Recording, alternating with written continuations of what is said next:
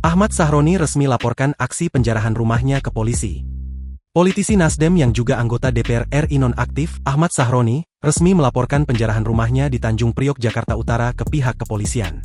Kasih Humas Polres Metro Jakarta Utara, Ibda Maryati Jonggi, membenarkan adanya laporan itu.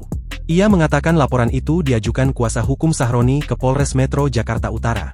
Sudah dilaporkan, kata Maryati, Selasa, 2 September 2025, dilansir kompas.com. Meski demikian, Maryati mengungkapkan kasus penjarahan rumah Sahroni akan dilimpahkan ke Polda Metro Jaya.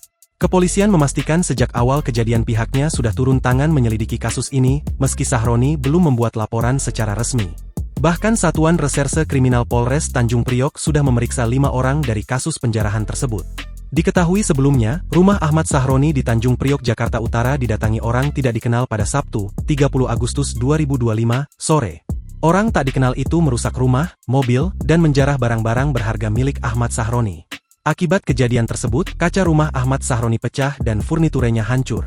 Sementara itu mobil milik Ahmad Sahroni ringsek, kacanya pecah, bodinya penyok, dan bagian depan hampir hancur.